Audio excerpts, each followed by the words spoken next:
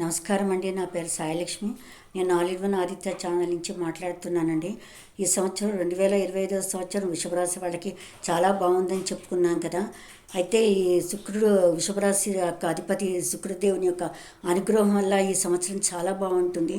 చాలా అనుకూలంగా ఉంటే వాళ్ళ జీవిత కాలంలో ఏవేవి పోగొట్టుకున్నారో వాళ్ళు ఇప్పటి వరకు అంతా తిరిగి దానికి 100 రెట్లు ఎక్కువ సంపాదించుకోగలుగుతారండి. వాళ్ళు ఆచితూచి అడుగులు వేయాలండి, కష్టపడాలండి, ఫలితం మాత్రం పక్కగా జరుగుద్ది.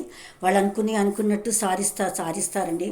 చాలా బాగుంటుంది. వాళ్ళు ఎప్పుడు చాలా నీట్గా ఉంటారు. వృషభరాశి వాళ్ళు నా నలుగురిలో ఆకర్షణీయంగా ఉంటారు, కొట్టొచ్చినట్టు ఉంటారు వాళ్ళు.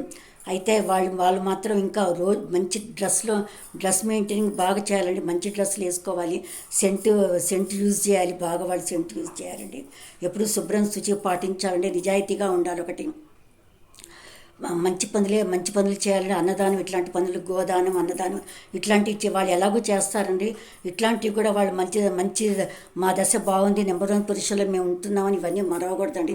ఇవన్నీ కూడా ఇంకా ఎక్కువే చేయాలండి.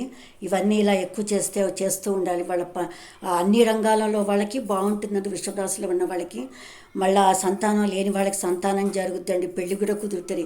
ఈ ముఖ్యంగా ఫిబ్రవరి మాసం చాలా బాగుందండి. వాళ్ళు తీర్థయాత్రలు కూడా చేస్తారు. వాళ్ళ మాటకి తిరుగుండదు, వాళ్ళ మాటకి విలువ ఉంటుంది. అయితే వాళ్ళు చూసి ప్రతి వాళ్ళకి ఎవరికి పడితే వాళ్ళకి సాయం చేయకూడదండి.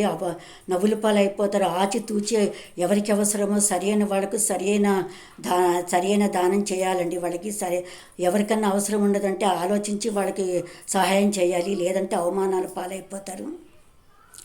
ఆచితూచి అడుగులు వేయండి. ఆ అదృష్టం మీ వెంటే ఉంటుంది. మీరు ఎప్పుడు సంతోషంగా ఉంటారు. ధన్యవాదాలండి. నచ్చితే లైక్ చేయండి, సబ్స్క్రైబ్ చేయండి, షేర్ చేయండి.